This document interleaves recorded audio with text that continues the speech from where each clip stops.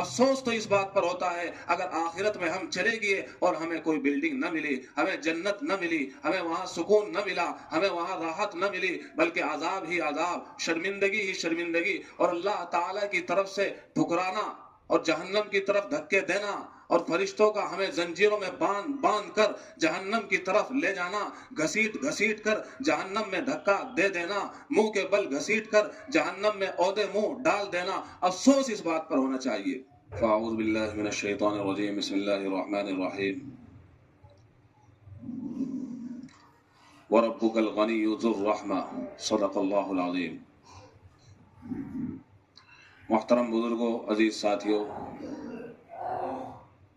انسان بیچارہ گناہوں کی جکڑن میں جکڑا ہوا ہے، اور گناہوں میں اس نے آپ کو خود جکڑ رکھا ہے، اس کو کسی اور نے نہیں جکڑا، بلکہ شیطان پر بھی اس بات کو تھوپنا یہ مناسب نہیں ہے، بلکہ شیطان صرف اور صرف مشیر ہے، وہ مشورہ دیتا ہے یہ کام کہنا ہے کہ نہیں کہنا ہے، برے کام کو کہنے کا وہ آرڈر کرتا ہے، مشورہ دیتا ہے، اچھے کام سے وہ روکتا ہے، منع کرتا ہے، لیکن چوائس اور اختیار وہ صرف اور صرف اس حضرت انسان کا ہی ہوتا ہے۔ تو اسی لیے میں نے کہا ہے کہ ہم نے جو اپنے آپ کو گناہوں کی جکڑن میں جکڑ رکھا ہے، اپنے آپ کو ہم اس سے کب نکالیں گے؟ کیا ہم اپنے آپ کو گناہوں کی جکڑن میں یوں ہی جکڑے رکھیں گے، یا ہم نے ارادہ کر رکھا ہے کہ ہم اس جکڑن کو توڑ ڈالیں گے؟ اگر ارادہ کر رکھا ہے کہ ہمیں اس جکڑن سے نکلنا ہے اور گناہوں کی اس جکڑن کو توڑ ڈالنا ہے، تو پھر نا امید مت ہونا، بھاگے بھاگے چلے آنا۔ کہاں؟ رب کے دربار میں، کہاں؟ رب کی رحمت کے سائے تلے، کہاں؟ رب کی مغفرت کے سائے تلے، کہاں؟ اللہ رب العزت کی محبت کے اتھاہ سمندر کے نیچے چلے آنا، کہ وہاں جب تم آؤ گے تو پھر تمہیں رحمت کا سایہ مل جائے گا، تمہیں رب تعالیٰ کی مغفرت کا سایہ مل جائے گا، پھر تم جکڑن سے نکل جاؤ گے۔ تم اللہ کی پناہ میں آ جانا، جب تم اللہ کی پناہ میں آ جاؤ گے تو پھر شیطان تمہارا بال بیکار نہیں کر سکتا۔ ایک انسان جنگل میں مارا پھر رہا تو وہ کوشش کرتا ہے کہیں پناہ لینے کی، اگر اس کو کوئی مکان نظر آ جائے، کوئی سرنگ نظر آ جائے، کوئی کوٹی اور نظر آ جائے تو وہاں جانے کی کوشش کرتا ہے اور وہاں پناہ لے لیتا ہے تو اس کی جان بچ جاتی ہے۔ اب خود اندازہ لگائیے، ہمارا پیچھا شیطان کر رہا ہے، ہمارا پیچھا ہمارا نفس کر رہا ہے، یہ دونوں ہمارے دشمن ہیں، نفس بھی ہمارا دشمن ہے، شیطان بھی ہمارا دشمن ہے، شیطان کھلم کھلا دشمن ہے، دونوں دشمن ہمارا پیچھا کیے ہوئے ہیں۔ اس موقع پر ہمیں پناہ تو لینی ہی ہوگی، اور اللہ کی پناہ کے بغیر کوئی چارہ نہیں ہے، اور اللہ کی پناہ میں جب ہم آ جائیں گے، اللہ کی پناہ جب ہمیں حاصل ہو جائے گی، پھر شیطان ہمارا بال بیکار نہیں کر سکتا، ہمارا نفس ہمارا کچھ بگاڑ نہیں سکتا۔ ضرورت اس بات کی ہے ہم گناہوں کی جکڑن سے اپنے آپ کو نکالیں، ضرورت اس بات کی ہے کہ ہم گناہوں سے نکلنے کی کوشش کریں، ہم گناہوں سے نکلنا ہی نہیں چاہتے، اسی لیے آج ہماری زندگی کا سکون ختم ہے۔ زندگی میں تو راحت ہوتی ہے، زندگی میں تو چین ہوتا ہے، ہائے افسوس ہم نے اپنے چین کو خود ختم کر دیا ہے، ہم نے اپنے زندگی کے سکون کو خود ختم کر دیا ہے، فنا کر دیا ہے۔ افسوس ہے ہمارے اوپر، اور ہمیں خود اپنے اوپر ماتم کرنا چاہیے، ہمیں خود اپنے اوپر افسوس کرنا چاہیے۔ افسوس کس بات پر؟ افسوس اس بات پر نہیں کہ آپ مال کماتے ہیں، افسوس اس بات پر نہیں کہ آج تک آپ نے بلڈنگ نہیں بنائی، افسوس اس بات پر نہیں کہ آپ کے بچوں کو آج تک دنیاوی ڈگریاں نہیں ملی، افسوس اس بات پر نہیں کہ آپ نے ذخیرہ سونا اور چاندی اکٹھا نہیں کیا، افسوس اس بات پر ہے کہ اتنا لمبا سفر ہے جو قیامت تک چلنے والا ہے، جو یوم آخرت تک چلنے والا ہے، اس کے لیے میں نے اور آپ نے کیا اپنے لیے ذخیرہ تیار کر رکھا ہے، افسوس اس بات پر ہے۔ دنیاوی زندگی کے لیے اگر ہم نے ذخیرہ اکٹھا نہیں کیا، چاندی اور سونے کے انبار نہیں لگائے، دوستوں اور بزرگوں، کوئی بات نہیں ہے۔ اگر اس دنیاوی زندگی میں رہ کر ہم نے بلڈنگ نہیں بنائی، کوئی بات نہیں ہے۔ افسوس تو اس بات پر ہوتا ہے اگر آخرت میں ہم چلے گئے اور ہمیں کوئی بلڈنگ نہ ملی، ہمیں جنت نہ ملی، ہمیں وہاں سکون نہ ملا، ہمیں وہاں راحت نہ ملی، بلکہ عذاب ہی عذاب، شرمندگی ہی شرمندگی، اور اللہ تعالیٰ کی طرف سے ٹھکرانا اور جہنم کی طرف دھکے دینا، اور فرشتوں کا ہمیں زنجیروں میں باندھ کر جہنم کی طرف لے جانا، گھسیٹ کر جہنم میں دھکا دے دینا، منہ کے بل گھسیٹ کر جہنم میں عہدے منہ ڈال دینا۔ افسوس اس بات پر ہونا چاہیے۔ حضرات، ہم مسلمان ہیں، ہمارا عقیدہ اور ایمان آج تک کیوں نہیں بنا ہے کہ ہمیں آخرت کے دن اللہ کے سامنے پیش ہونا ہے، حساب دینا ہے۔ ذرہ برابر بھی اگر کسی پر ظلم کیا ہوگا، حساب دینا ہے۔ ذرہ برابر بھی کسی بھی سلسلے میں کٹوتی کی ہوگی، حساب دینا ہے۔ زبان کو بے لگام چھوڑ دیا ہوگا، حساب دینا ہے۔ آنکھوں کو بے لگام چھوڑ دیا ہوگا، حساب دینا ہے۔ کانوں میں جو چاہے اندھیڑ اور داخل کر دو، حساب دینا ہے۔ پیٹ میں جو چاہو داخل کر دو، حساب دینا ہے۔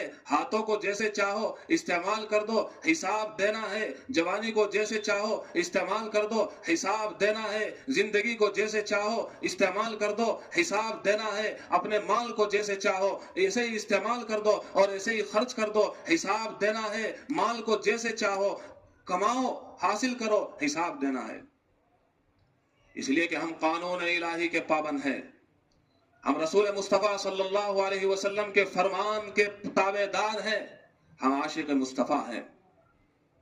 اللہ کرے جو زبان سے ہم کہہ رہے ہیں، حقیقتاً اشہد ان لا الہ الا اللہ واشہد ان محمد رسول اللہ کا مطلب یہی تو ہے کہ ہم عاشق رب ہیں، ہم عاشق مصطفیٰ ہیں۔ ہماری جان، ہمارا مال، ہمارا سب کچھ قربان ہے اللہ پر اور اس کے رسول پر۔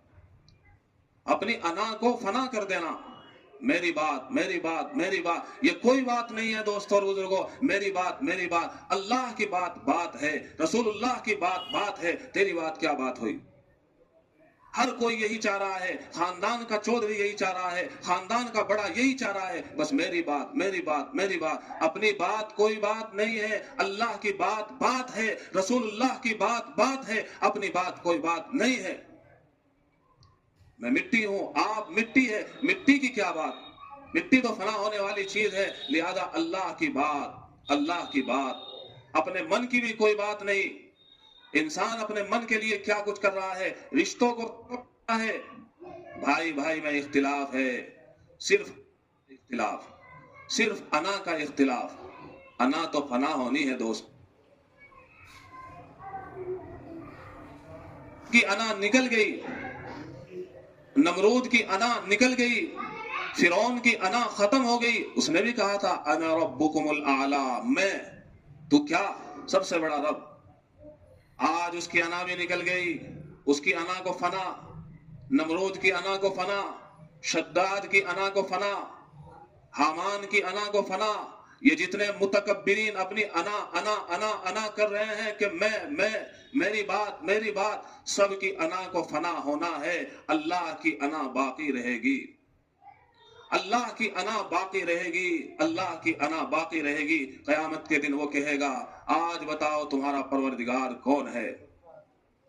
سب کی انا فنا ہو چکی ہوگی اور فنا ہو گئی، وہ کہے گا آج صرف اور صرف پروردگار عالم اللہ ہے اور اس کی حکومت ہے اور اس کی سلطنت ہے۔ آج سب فنا ہو چکے ہیں، سب کو بھسم کر دیا گیا ہے، زمین سب کو کھا گئی ہے۔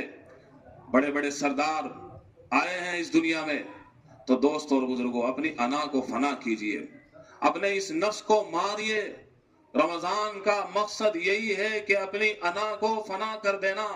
میں کچھ نہیں ہوں، اللہ کا فرمان سب کچھ ہے۔ جب بات آ جائے اپنی، جب بات آ جائے اللہ کے کلام کی، جب بات آ جائے شریعت کی، تو سوچ لیا کرے یہ جو کچھ ناراضگی میں کر رہا ہوں، میں کسی سے بھی ناراض ہو رہا ہوں، کیا اللہ کے لیے ناراض ہو رہا ہوں یا اپنی انا کے لیے ناراض ہو رہا ہوں؟ اگر اللہ کے لیے ناراض ہو رہے ہو تو بہت اچھی بات ہے، تمہارا ناراض ہونا تمہیں مبارک۔ لیکن اگر تمہارا ناراض ہونا یہ صرف تمہاری انا کے لیے ہو، اپنی انا کے لیے ہو، اپنی انا کے لیے ہو، تو دوست اور بزرگوں، میرا ناراض ہونا، آپ کا ناراض ہونا نامبارکباد ہے، آپ کو کوئی مبارکباد نہیں دی جا سکتی ہے۔ ضرورت اس بات کی ہے اپنی اس انا کو فنا کرے۔ شیطان کیا کچھ نہیں تھا، کیا کچھ نہیں تھا شیطان، لیکن جب اس کی انا آئی فنا ہو گئی۔ آج وہ ملعون ہے، آج وہ مردود ہے، اور قیامت تک کے لیے مردود اور ملعون ہے۔ رمضان المبارک کا آخری عشرہ چل رہا ہے، ہمیں چاہیے روئیں گڑ گڑائے۔ رمضان المبارک کے 22-23 دن کیسے گزر گئے پتہ بھی نہ چلا۔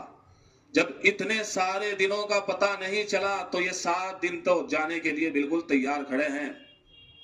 ان کو پکڑ لو، ان دنوں سے چمٹ جاؤ، رمضان المبارک کے ان دنوں کو اختیار کر لو، وصول کر لو، ورنہ جانے کے لیے تیار ہیں۔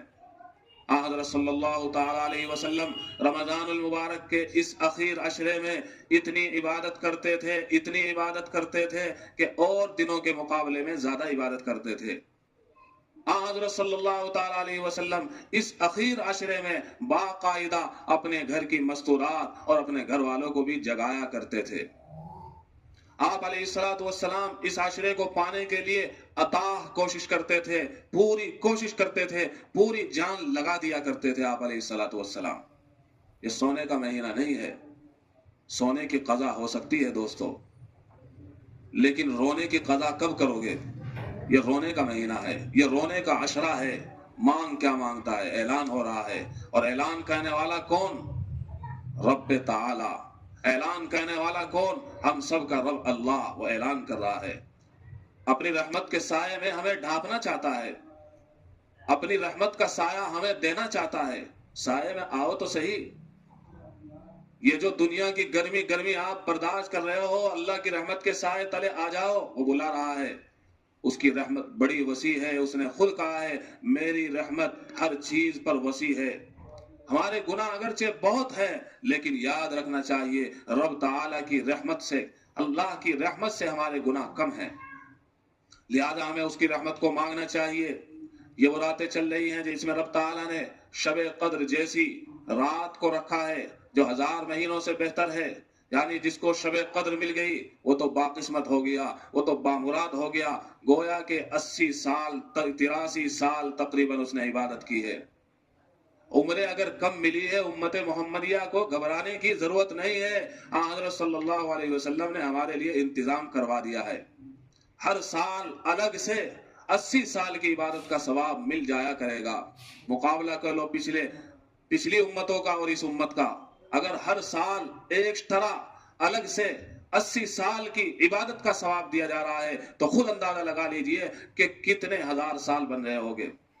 لہذا ضرورت اس بات کی ہے کہ ہم شکر کریں، ان راتوں کی قدر کریں۔ شب قدر، قدر کا مطلب یہی ہے، شب قدر ایسی رات جس میں حضرت جبرائیل امین اترتے ہیں اور باقاعدہ پورے لشکر کے ساتھ اترتے ہیں۔ فرشتوں کا ایک لشکر ہوتا ہے، فرشتوں کی ایک جماعت ہوتی ہے، حتی مطلع الفجر، صبح صادق تک اترتے ہیں۔ اور اس رات میں کیا ہوتا ہے؟ سلام ہی سلام، سلام ہی سلام، سلام ہی حتی مطلع الفجر۔ فرشتے آتے ہیں، عبادت کرنے والوں کو سلام کر کے چلے جاتے ہیں، دعا دے کر چلے جاتے ہیں۔ فرشتے آتے ہیں، ہمارے لیے رحمت کی چادر بچھا کر چلے جاتے ہیں۔ فرشتے آتے ہیں، ہمارے اوپر رحمت کا سایہ کر کے چلے جاتے ہیں۔ فرشتے آتے ہیں اور ہماری برابر میں کھڑے ہو جاتے ہیں، ہمارے قریب ہو جاتے ہیں، گویا کہ ہمیں فرشتوں کا پڑوس مل جاتا ہے۔ اتنی اہم رات ہے دوستو۔ انسان جو مانگتا ہے اس کو مل جاتا ہے، مغفرت مانگتا ہے اللہ تعالیٰ معاف فرما دیتے ہیں۔ لہذا ضرورت اس بات کی ہے ہم ان ساری راتوں کی قدر کریں۔ رمضان المبارک کے اتنے سارے دن چلے گئے، پتہ نہیں چلا، یہ تو گنے چنے دن باقی رہ گئے ہیں، ان کا تو پتہ چلنے والا ہی نہیں ہے۔ لہذا ان دنوں کو ذرا وصول کر لو۔ اللہ تعالیٰ مجھے اور آپ کو ان باقی دنوں کی بھی قدردانی کی توفیق عطا فرمائے۔ وآخر دعوانا